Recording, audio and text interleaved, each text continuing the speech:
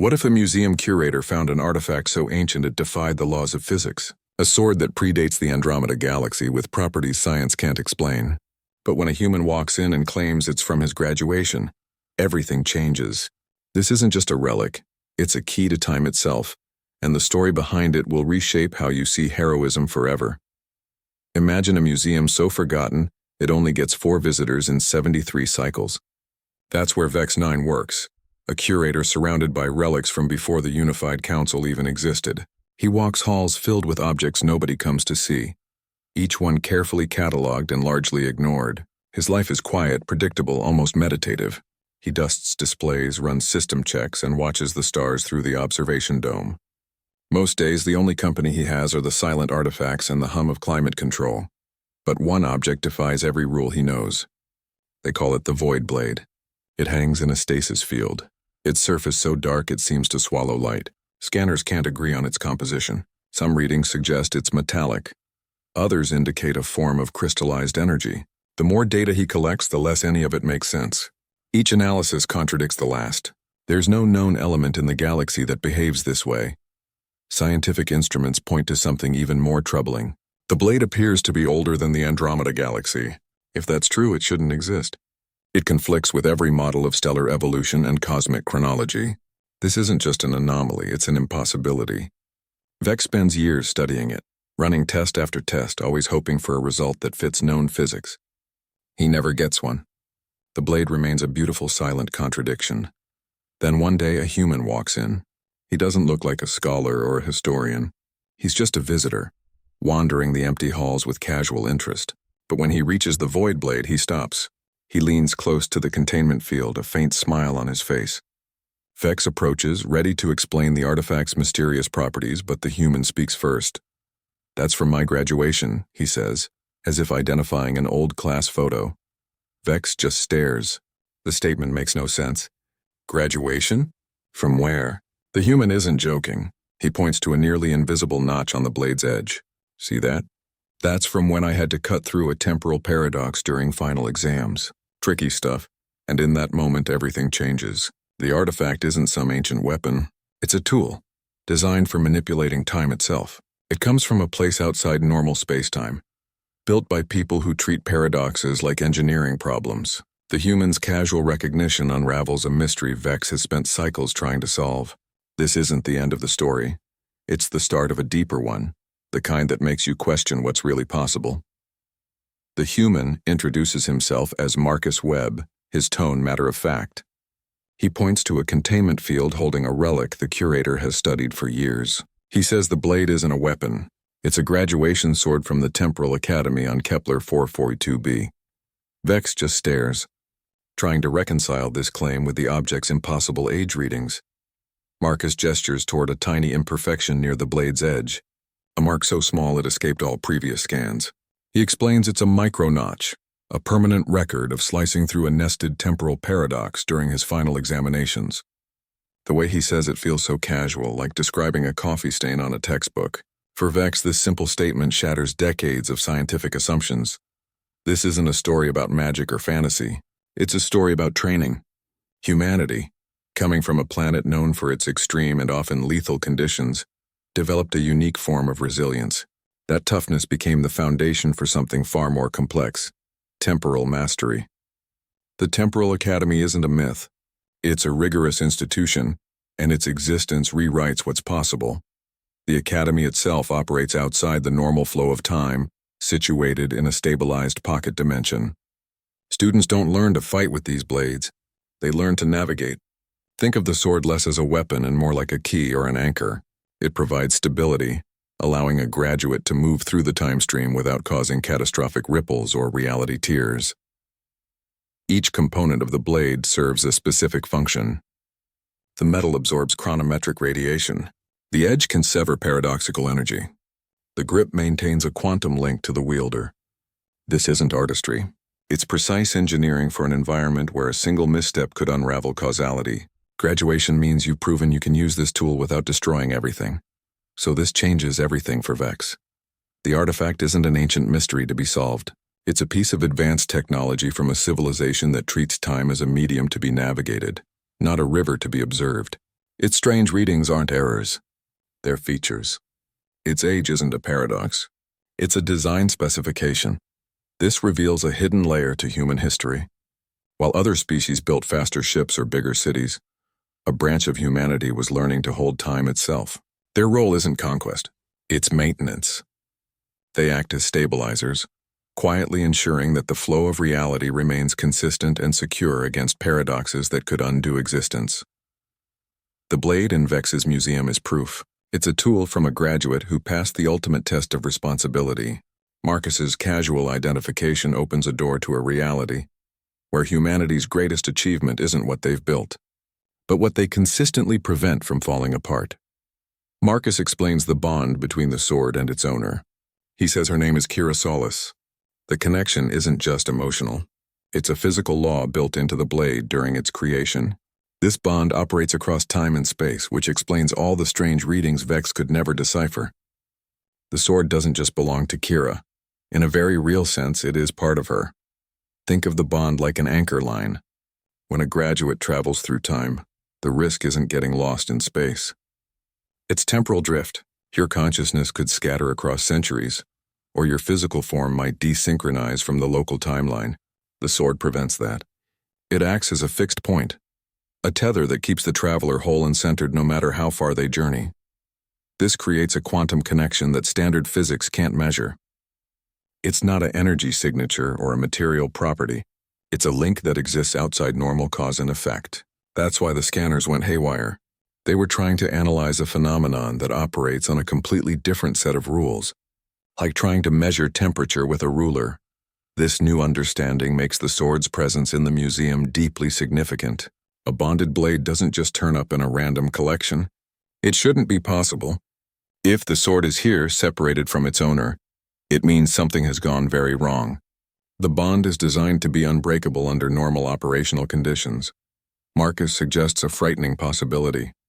If the owner is missing or in grave danger, the sword might actively seek her. It wouldn't move through space like a ship. It might drift along temporal currents drawn by the bond like a compass needle pointing north. Its arrival at this forgotten museum might not be an accident. It might be the first step in a search. Vex struggles with this. His entire career is built on cataloging physical evidence. He deals in dates, materials, provenances. This idea of a quantum-bonded object with a will of its own clashes with everything he knows. He wants proof, data, a rational explanation that fits within his understanding of the universe. But the evidence is right in front of him. The blade's impossible age, its paradoxical readings, its eerie presence in the hall, it all points to Marcus being right. The curator's skepticism is the old world trying to process the new, and it's starting to crack. The resolution changes everything. This isn't a relic to be studied behind glass. It's a signal. The blade's presence is a distress call written in a language of quantum physics and temporal bonds. It suggests Kira Solis is lost or trapped or in some kind of danger that forced a separation from her anchor. The artifact transforms from a museum piece into a rescue beacon, waiting for someone to understand its message. Marcus tells the curator the sword belongs to Kira Solis. She graduated 2 years ahead of him. Her reputation at the Temporal Academy was solid. People knew her for precision and clean work. When you operate in timelines, small errors create big problems. Kira didn't make small errors. Her handling of paradox resolution set a standard others tried to match. Her skill makes the situation more troubling. Someone that capable doesn't just vanish. A graduate of her level understands the risks. They know the protocols. They respect the tools. Abandoning a bonded sword isn't a mistake. It's like a pilot leaving the cockpit during flight. It doesn't happen without a severe reason. Her graduation sword represents the highest level of temporal navigation. Earning it meant she could handle complex paradoxes without creating collateral damage. The blade itself is a testament to that skill.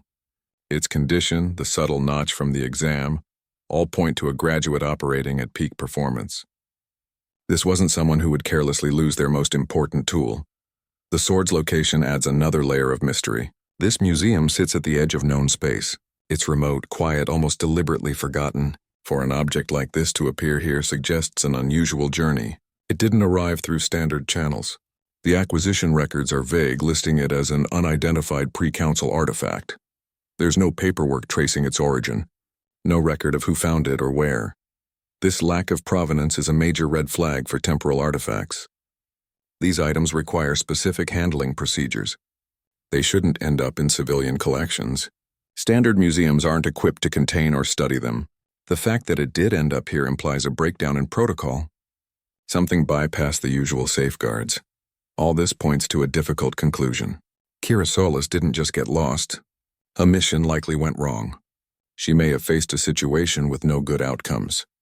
Perhaps she made a deliberate choice, a sacrifice that forced her to separate from her anchor.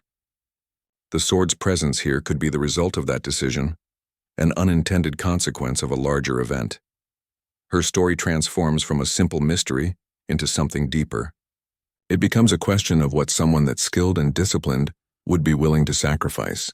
What scenario could force a top graduate to abandon the tool that keeps her safe? The answers likely span across time, touching events in places and eras far from this quiet museum. This isn't just about finding a missing person. It's about understanding a choice that might have saved or endangered countless lives. The curator realizes he isn't just holding an artifact. He's holding a piece of a story that rewrites what he knows about courage and responsibility. The mystery of Kira Solis is only beginning.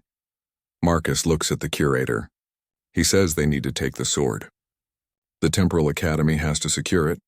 This isn't a request. It's a necessity. The blade is active technology, not a historical piece. It belongs with people who understand its function and its risks. Vex doesn't agree. He points to the acquisition records. He talks about standard museum protocols. The artifact entered his collection through proper channels. It has a catalog number, a file, a place in the system. His job is to preserve it, study it, keep it safe. Letting someone walk out with it violates every rule he follows. The problem is those rules weren't written for objects like this. Standard acquisition laws cover antiques and artifacts. They assume a certain stability. They don't account for tools that can influence causality. A temporal blade requires specific containment. It needs to be in a chamber that neutralizes its chronometric field. Without that, it's not just an exhibit. It's a potential hazard. Marcus explains the Academy's jurisdiction. It operates under agreements that predate the museum's founding. These agreements give the Academy authority over temporal artifacts, regardless of where they appear. The museum's paperwork has no clause for this. The forms were designed for dug-up pottery and old weapons, not for anchors from outside space-time. He makes a practical argument. The sword isn't safe here. If its bond to Kira is still active, it could destabilize. It might try to return to her, ripping through local space-time to do it. Or it could attract paradox energy, creating localized temporal distortions. The museum's containment field is strong, but it's designed for preservation, not for active temporal regulation. This confrontation isn't really about one object. It's about control. Who gets to manage the pieces of history that are still dangerous? Who decides what parts of the past are too volatile for public display? The curator represents tradition, order, the careful cataloging of what's done. Marcus represents a reality where the past isn't always finished, where some stories are still being written. Vex wants to follow the rules. He believes in the system, but he also sees the logic. His containment field wasn't built for this. His scanners couldn't even identify what the blade is made of. How can he protect something he doesn't understand? How can he guarantee the safety of his museum or the sector around it if the object defies his tools? The resolution comes down to practicality. The sword is a specialized tool. It requires specialized handling. The museum lacks the facilities, the knowledge, the protocols. The Academy has all three. The potential risk of keeping it here outweighs any academic value. Letting it stay isn't preservation. It's negligence, Vex finally agrees. He doesn't like it. It feels like a failure of his duty. But his duty is also to keep people safe. He watches as Marcus carefully deactivates the stasis field. The air in the room seems to shift, charged with an energy he can't measure. The power dynamic changes in that moment. It's a quiet admission that some institutions operate on a different level, dealing with threats and tools that most of the galaxy never sees. This handover is more than a transaction. It's a lesson. It shows that sometimes the people who seem to break the rules are actually the ones enforcing a deeper, older set of laws. Laws that protect reality itself, not just the artifacts we put on shelves. The curator's understanding of his role and of history will never be the same. 3 days later, Marcus returns. He brings a woman with him, calm and direct. She introduces herself as Yuki Tanaka, director of the Temporal Academy. Her expression isn't angry. It's serious. They haven't come to thank the curator for his cooperation. They've come with information and it changes everything. Yuki tells Vex they solved the mystery of Kira's disappearance. She isn't lost. She's alive, living in a divergent Earth timeline. The situation is far more complex than anyone imagined. This isn't a simple case of a traveler getting stuck. She created the branch herself 200,000 years in the past. The incident began with an anchor malfunction. Kira was on a standard temporal survey mission when her primary stabilization system failed. This kind of failure is rare but not unheard of. The emergency protocols should have pulled her back to the academy. Instead, the malfunction sent her further back to a point before recorded human history. She landed among early humans. Stranded without her full equipment, she had to survive. She lived with them for 63 years. This is where the problem started. Kira possessed knowledge. She understood basic principles of engineering, agriculture, medicine, and energy. She couldn't help but share some of it. Her influence accelerated human development at a rate that was never supposed to happen. This created a new branch of history, a timeline where humanity leapfrogged millennia of struggle and error. On the surface, that might sound like a good thing. Less suffering, faster progress. But temporal physics doesn't work that way. Rapid advancement without the corresponding cultural and ethical evolution is dangerous. This new timeline developed powerful technologies far too early. They mastered energy sources they couldn't control. They built systems they didn't fully understand. The branch wasn't just different. It was unstable. Yuki explains the ultimate risk. The accelerated technological path in that timeline had a specific endpoint. Their models showed it leading to a cascade failure. It wouldn't just destroy their world. It would trigger a chain reaction, a premature and irreversible heat death of the entire universe. One timeline's mistake threatened all of existence. Kira realized what she had done. Her attempt to help, to survive, had created an existential threat. She was faced with an impossible situation. She was both the cause of the problem and the only person who understood its full scope. She was trapped in a reality she had poisoned. So the resolution is both a relief and a tragedy. Kira isn't missing. She's precisely where she chose to be. She isolated herself within the dangerous timeline she created. Her presence there was a containment measure, a way to monitor the damage and perhaps find a way to mitigate it. But it also meant she was living with the consequences of a single, catastrophic accident. Her actions created ripples that stretched across all of time. The sword's appearance at the museum, its strange properties, its bond, all of it was a side effect of this larger event. The artifact wasn't just a lost tool. It was a piece of shrapnel from a reality that should never have existed, carrying the echo of a choice that saved everything by sacrificing one person's future. Kira's knowledge jump-started a civilization. She lived among early humans for decades, and her presence changed everything. Basic principles of sanitation, agriculture, and construction got introduced centuries ahead of schedule. This wasn't a slow natural progression. It was a sudden leap, like giving a child the keys to a starship. The society developed rapidly, skipping over the struggles and lessons that normally build wisdom alongside technology. They mastered energy sources far too early. Think of it like this. They learned to create fire that could burn continents before they understood how to control a campfire. Their technology advanced without the cultural and ethical frameworks needed to manage it. They built reactors that could tap into fundamental forces, but they lacked the safety protocols or the philosophical maturity to use them responsibly. Progress without wisdom is just a different kind of danger. This created a structural instability in their reality. The timeline wasn't just different. It was flawed at a fundamental level. Their rapid technological ascent created a specific terrible future. Academy models showed it clearly. Their path didn't lead to exploration or enlightenment. It pointed toward a catastrophic error, a mistake in energy manipulation that would unravel the universe itself. One timeline's ambition threatened to trigger a premature heat death for all existence. Kira watched this happen. She saw the civilization she helped create head toward disaster. She faced an impossible position. She could try to intervene again, to steer them away from the cliff. But more interference might just create new, worse paradoxes. Or she could do nothing and watch the universe die because of her initial mistake. Her compassion had created a trap, and every potential escape route seemed to make things worse.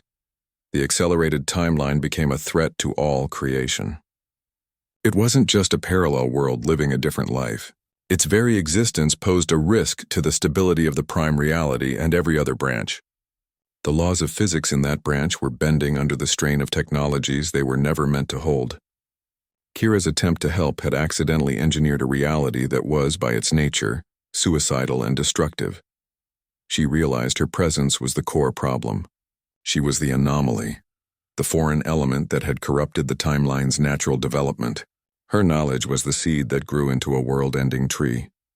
Staying there even to fix things was like trying to put out a fire with gasoline. Her very existence in that branch was the ongoing violation of temporal law that kept the instability alive. This left her with a devastating choice. She could remain, hoping to somehow mitigate the damage she caused, knowing she was the source of the damage, or she could remove herself completely, severing the connection and hoping the timeline would collapse without her influence. Neither option was good. Both meant sacrifice. One might mean failing to stop the end of everything. The other meant being the direct cause of that end for the people she had lived with for 60 years. The resolution was a terrible one. The timeline became too dangerous to exist. Its continued operation was a countdown to universal annihilation. Kira's initial act of survival and compassion had created a paradox so severe that it endangered all of creation. The very good intentions that led her to share knowledge had set in motion a chain of events that could only end in absolute destruction. Her story is a lesson in scale, showing how a single person's actions can ripple outward with consequences no one could ever predict. What does it mean to erase a reality branch?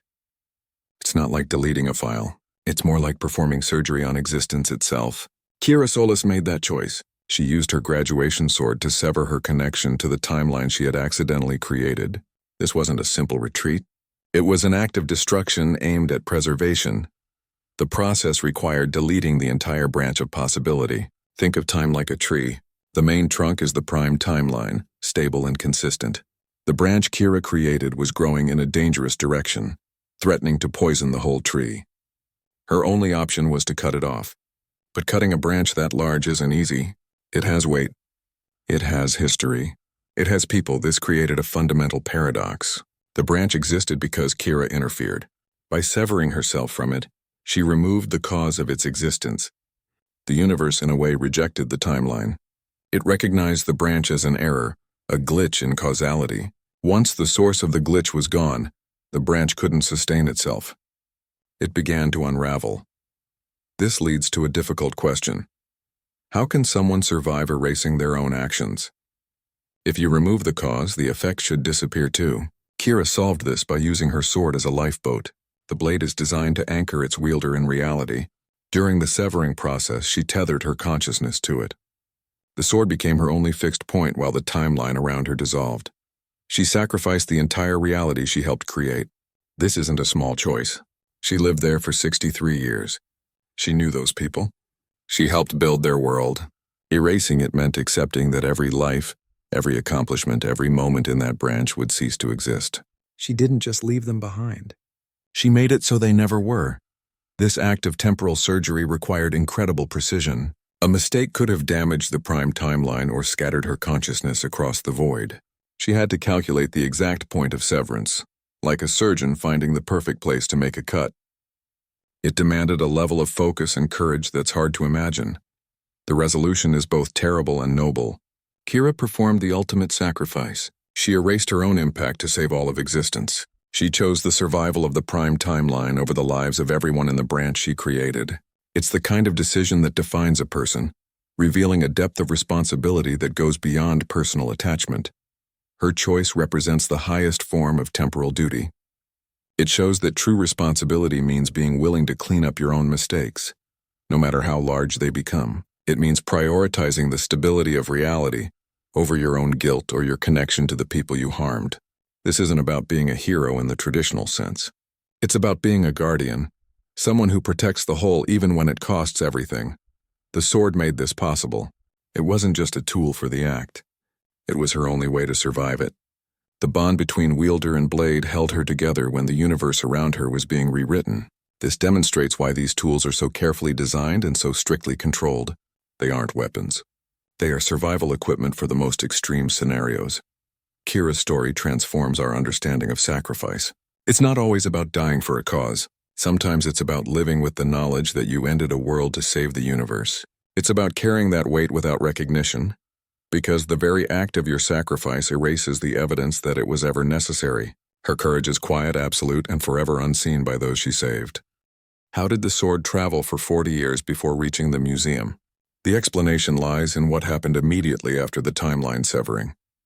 Kira anchored her consciousness to the blade during the procedure, using it as a literal lifeboat. The sword's design allowed it to preserve her awareness, while the reality around them unraveled. But the process wasn't clean. It created a violent separation. She drifted through space, carried by residual temporal currents. The sword, still bonded to her, traveled on a different path. Think of it like two objects tied together with an unbreakable rope, then thrown into a storm. They don't land in the same place. The forces involved scattered them across time and space. The blade appeared near the Veil Nebula. This location wasn't random. The nebula's unique energy signature might have acted as a stabilizer, a calm point in the temporal storm where the artifact could finally settle. It drifted there for 40 years before a deep space scavenger team found it. They didn't understand what they had. They logged it as unusual debris and sold it through a chain of traders until it reached the museum. This double displacement meant weapon and wielder were separated by vast distances and decades. Kira was cast adrift in one direction, the sword in another, yet the bond between them, described by the Academy director as being like a quantum entanglement but more so, held firm. This connection defies normal physics. It's not a signal or an energy beam. It's a fundamental link written into the fabric of both objects. The sword maintained Kira's imprint. It wasn't just a piece of metal. It carried a record of her consciousness, her presence, her choices. This explains why it seemed to have a kind of presence in the museum. The strange readings, the way light bent around it, the feeling that it was somehow aware, these weren't mysteries. They were side effects of a living bond stretched across light years. Its arrival at the museum 40 years prior was the first step in a long, slow search. The bond was pulling it, guiding it toward a point where someone might eventually understand what it was and reconnect it with its owner. It wasn't haunting the museum. It was waiting. The sword should have returned to the Temporal Academy if Kira had died. The fact that it didn't, that it instead journeyed for decades before settling at the edge of known space, was the first clue that she was still alive. Its path was not the path of a lost object. It was the path of an object seeking its other half. This journey demonstrates the resilience of the tools created by the Temporal Academy. They are built to endure forces that would destroy any normal material. They are designed to maintain connections across realities. The sword's 40-year drift is a testament to that engineering and to the strength of the bond it represents. The resolution brings a new understanding. The blade was never just an artifact. It was a message in a bottle, carrying the echo of its owner across time and space. It held her story, her sacrifice, and her enduring presence, waiting for the right person to finally listen. Its connection to Kira persisted, a thread of continuity running through the chaos of the universe, proving that some bonds are stronger than distance, time, or even the dissolution of reality itself. Now consider the quiet life of Mira Stone. She lives in the medical wing of a deep space station, a place for recovery and rest. She tends a small garden there, growing tomatoes and fragrant herbs under artificial lights. The staff knows her as a kind, quiet woman who enjoys the simple rhythm of nurturing plants. She's 94 years old, and her days follow a gentle, predictable pattern. There is nothing about her that suggests a hidden past. Mira arrived on the station over 40 years ago. She was found adrift in a derelict life pod with no identification and no memory. Medical scans showed signs of severe neural trauma, the kind associated with extreme temporal displacement. The staff gave her a name, Mira Stone, and offered her a place to stay. She never recovered her memories. Instead, she built a new life from scratch. Right there in the medical wing, she focused on the present. Her world became the hydroponic trays and the growth lights. She learned to cultivate vegetables, finding a deep satisfaction in the tangible results of her work. The station's residents grew to know her as the gentle woman who always had a fresh tomato to share. They saw her humility, her contentment with a small, useful life. No one ever suspected she had a history beyond those walls. This ordinary existence stands in stark contrast to the truth. Her peaceful days among the plants are a world away from the temporal mechanics and cosmic responsibility of her previous life. The woman who carefully prunes her tomato vines is the same person who once held the stability of the universe in her hands. The contrast couldn't be more dramatic. Her choice to live this way is its own form of strength. After an event that would break most people, she didn't seek power or recognition. She didn't try to reclaim a lost identity. She embraced anonymity. She found meaning not in grand achievements, but in the daily act of caring for living things. This isn't a life of hiding. It's a life of choosing something different. The resolution reframes our idea of a hero. Mira's story shows that saving the universe doesn't always mean wearing a uniform or giving speeches. Sometimes the most heroic act is to live quietly afterward. It's to find peace and purpose in the simple, tangible world you helped preserve. Her gardening isn't an escape. It's an affirmation of the life she made possible. Her true identity as Kira Solis remains a secret to everyone on the station. They see an elderly woman who hums quietly while she works. They don't see the graduate of the Temporal Academy. They don't see the person who made the ultimate sacrifice to prevent universal heat death. This anonymity is her final quiet act of heroism. She protects them from the weight of that knowledge. This reveals a different kind of courage. It's the courage to let go of glory. It's the strength to value a present life over a legendary past. Mira Stone tends her tomatoes not because she forgot how to be a hero, but because she learned a deeper definition of one. Her garden is her monument, her quiet rebellion against the idea that saving the world must always be loud. Marcus, Yuki, and the curator approach Mira in her garden. She looks up from her tomato plants, a gentle smile on her face. There's no recognition in her eyes. To her, they're just visitors. Yuki steps forward and speaks two simple words that change everything. Hello, Kira. The name hangs in the air between them. Mira's smile doesn't fade, but it becomes confused. She looks at them, then around the garden as if searching for the person they're addressing. Kira? She says softly. It's a question, not a confirmation. Marcus holds out the sword. He doesn't present it dramatically. It's just there. In his hands, the dark metal seeming to absorb the light from the growth lamps. Mira's eyes shift from their faces to the blade. Her expression changes. The polite confusion melts away, replaced by something deeper, a dawning unease. She doesn't remember this object. Not with her conscious mind, but her body seems to. A subtle tension enters her posture.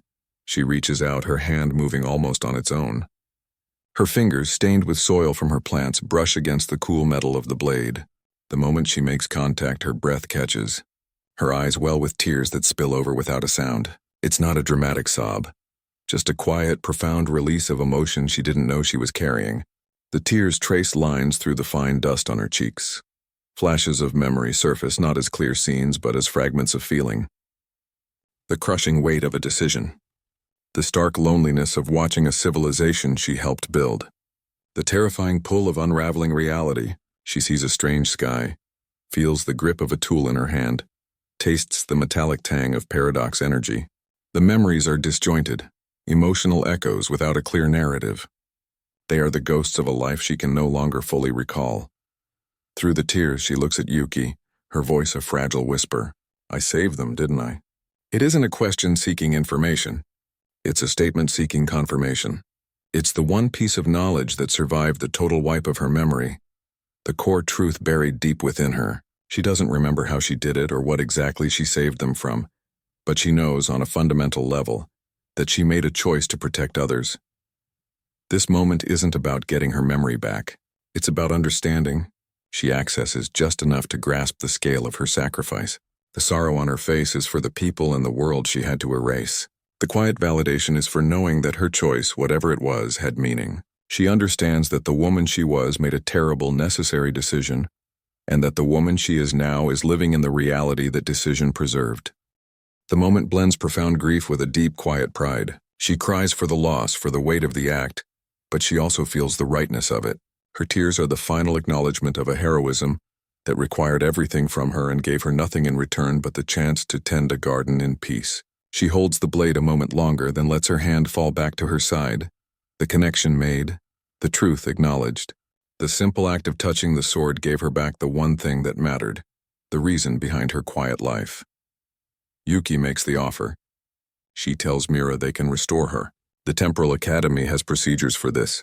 They can help her regain the memories, the identity, the life of Kira Solis. She can return to the academy, to her role, to the work she was trained for. It's a clear path back to a life of immense importance and recognition. Mira listens quietly. She looks at the people in front of her, then at her hands, still dusted with soil from the tomato plants. She looks around her small garden, at the neat rows of green under the warm glow of the lights. She doesn't hesitate. Her response is calm and final. I am Mira now. Kira is someone I used to be. The statement isn't sad or angry. It's a simple declaration of fact. This is who she is. She articulates a clear preference.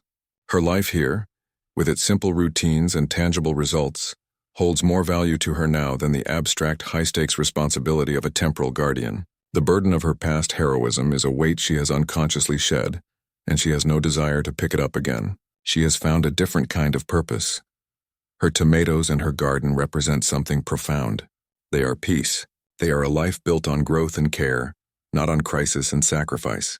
Each plant she tends is a small positive act with a clear outcome. There is no paradox to resolve, no universe to save, just the steady, satisfying work of nurturing life. This is the peace she found after the cosmic storm. She chooses the life she built over the one she lost. This is a conscious act of defiance against the expectation that a hero must always be a hero. It reframes what makes a life worthy. It suggests that after you have done the impossible, after you have given everything, the most radical thing you can do is to live quietly and well. Her ordinary contentment becomes its own form of heroism. It demonstrates that saving the universe doesn't require a lifetime of recognition or continued service. The act itself can be enough. Choosing to live a peaceful, anonymous life afterward is not a betrayal of that sacrifice. It is the fulfillment of it. She is enjoying the reality she made possible. When they offer her the sword, she declines. No, give it to someone who can use it. Someone who might need to make the hard choices like I did. I am done with all that.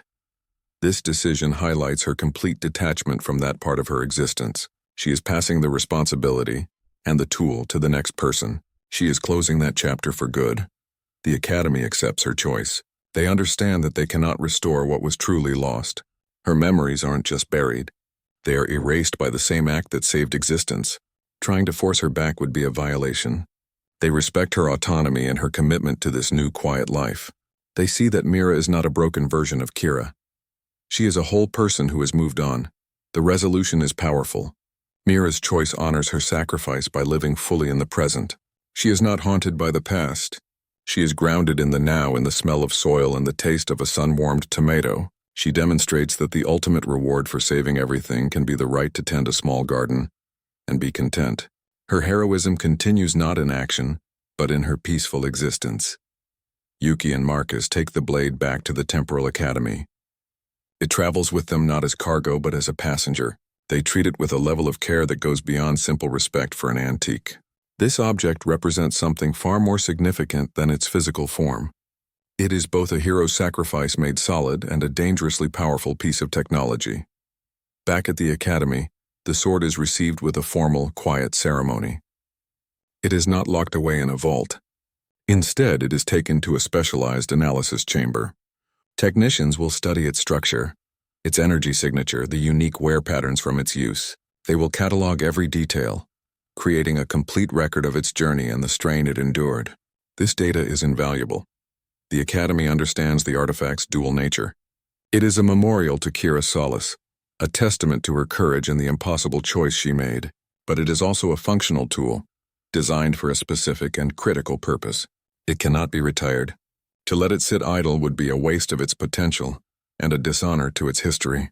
Its next phase is just beginning.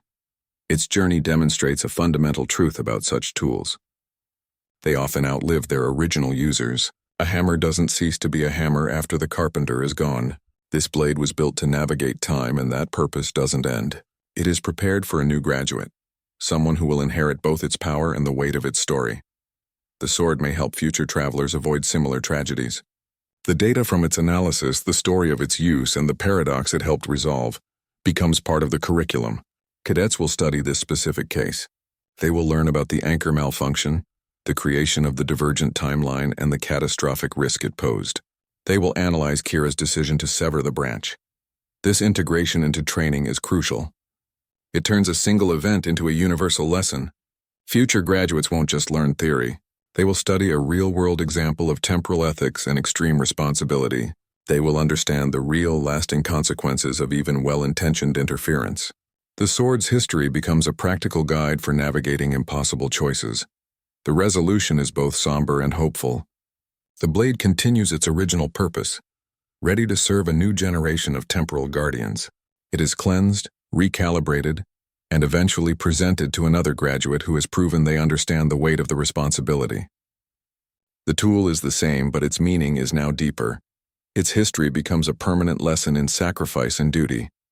The story of Kira Sullis is not forgotten. It is woven into the fabric of the Academy's teachings, ensuring that her choice saves lives long after the event itself. The sword is a bridge between the past and the future, a reminder that the tools we use carry the echoes of those who wielded them before. This process shows the Academy's deep understanding of its role. It is not just a school for skills. It is a guardian of memory and a preparer for futures.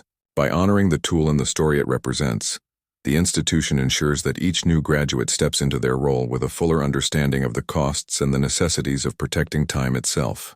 The blade's return is not an ending, but a new beginning for its long service. The curator returns to his quiet museum, the halls just as silent as before. The artifacts still stand in their cases, the observation dome still shows the same stars. On the surface, nothing has changed. But Vex9 finds he can no longer see his world the same way. The encounter with Marcus and the director has fundamentally shifted his perspective. He walks through the collections with new eyes and everything looks different. He realizes he wasn't just a curator of objects. He was a keeper of stories. Each artifact in his care represents choices that saved or changed history.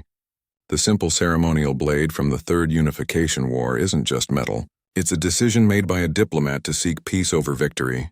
The shattered console from a first contact incident isn't debris. It's the moment a pilot chose to take a hit rather than return fire. He begins to understand the weight of what he guards. His purpose expands from simple preservation to active understanding. He starts adding detailed notes to each catalog entry, researching not just the materials and age, but the context. Who held this object? What choice did they make with it? What story does it tell about courage or sacrifice? The museum transforms under his care. It becomes less a storage facility and more a living archive, a place where history breathes. He becomes a bridge between past and present, memory and reality. Visitors still rarely come, but when they do, he shares these stories. He tells them about the objects and the people behind them. He understands now that the true value isn't in the artifact itself, but in the human choices it represents. His quiet role takes on new significance. He isn't just guarding objects. He's guarding the memory of decisions that mattered.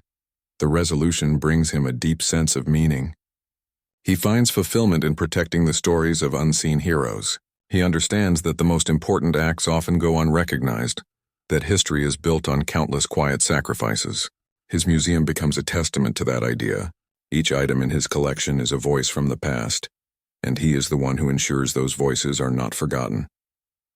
He hums the simple tunes he heard from Mira's garden as he works. The sound echoes softly through the empty halls. It reminds him that heroism doesn't always look dramatic. Sometimes it's a woman growing tomatoes after saving reality. Sometimes it's a curator in a forgotten museum, making sure that courage is remembered. His quiet existence is no longer lonely. It is essential. He looks at the empty space where the void blade once hung. It isn't a gap in his collection anymore. It's a reminder. A reminder that some stories are still unfolding, that some heroes are still out there, making choices that will one day become artifacts in places like this. He feels connected to them now, part of a chain of memory and responsibility that stretches across time. His museum is no longer at the edge of civilized space. It is at the center of something much larger. How does one person's choice echo across millennia? It starts with a single decision, a quiet act that ripples through time long after the person is gone. Kira's sacrifice prevented the premature heat death of the entire universe. This isn't a small thing. It's the kind of act that resets the future for every living thing. Yet it went completely unrecognized for centuries. Nobody built statues in her honor. No history books recorded her name. The evidence of what she did was erased along with the timeline she sacrificed. The timeline she removed contained both extraordinary beauty and profound danger. It showcased a version of humanity that had achieved remarkable progress, developing faster and more peacefully, avoiding many of the violent conflicts known in our history. They built a society without some of our deepest scars. But this accelerated advancement came with a terrible price. Their rapid technological growth led to the accidental harnessing of forces they couldn't control, ultimately threatening to unravel the fabric of the universe itself. This progress, however admirable, contained the seeds of its own destruction. Her choice preserved the stability and future of the Prime timeline. By severing that dangerous branch of reality, she ensured our continued existence. Every moment you experience, every future possibility, exists because of that single unseen act. This demonstrates a difficult truth. The most important actions often happen in the shadows without witnesses or applause. The foundations of our reality are built on choices nobody celebrated at the time. Heroism isn't about recognition. It's about seeing what needs to be done and doing it, regardless of the cost. Kira understood that her actions would be forgotten, that she would receive no reward. She acted because it was necessary, because the alternative was unthinkable. This kind of courage is quiet and absolute. It doesn't seek validation. It simply does the work. The effects of her sacrifice ripple through time silently. There is no monument to mark the event. The only evidence was a sword in a forgotten museum, waiting for someone to understand its story. The universe doesn't always announce its saviors. Sometimes the most critical moments pass in utter silence, known only to the person who made the choice. The resolution is both humbling and inspiring. The universe was saved by someone willing to erase herself and all evidence of her deed. She accepted total anonymity as the price of success. This quiet sacrifice deserves to be remembered, not with parades or holidays, but with the understanding that our safety often depends on people we will never know. Their stories may be lost, but their impact surrounds us. This perspective encourages a reevaluation of what constitutes heroism. It suggests that value isn't measured in fame or recognition, but in the quiet consistency of doing what is right. The most powerful forces in history are often the ones that leave the faintest trace. Kira's story is a reminder that significance isn't always visible, and that the most essential work is sometimes done by those who ask for nothing in return. Her choice highlights the power of individual agency. One person, facing impossible odds, can change the course of everything. You don't need an army or a title. You just need the clarity to see what must be done, and the courage to do it. This potential exists in everyone. You never know when your own choices might create ripples that last for millennia. The sword's presence in the museum, waiting to be found, suggests that even hidden acts of heroism can leave a trace. The universe has a way of preserving truth, even if it takes centuries to be understood. This isn't about getting credit. It's about the quiet assurance that no good deed is ever truly lost. It becomes part of the fabric of things, a silent thread in the tapestry of existence. What makes humans capable of bearing such cosmic responsibility? It starts with their origin.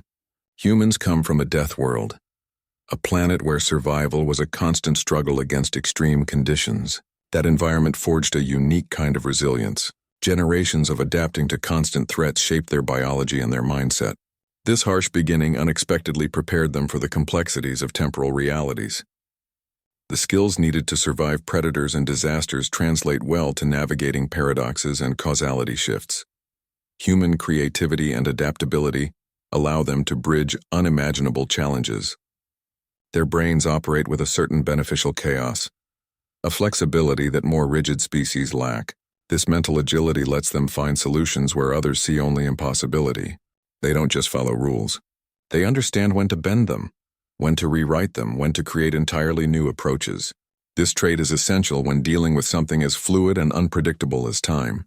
The Temporal Academy recognizes this potential. It doesn't create these qualities. It harnesses them. The Academy recruits individuals who show a natural resistance to causality distortion. Their training focuses on temporal mechanics and safe navigation techniques. They learn to use specialized tools like graduation swords, which act as anchors and stabilizers. The education transforms raw talent into disciplined skill, turning innate resilience into conscious mastery. Time travel requires both extreme discipline and exceptional flexibility.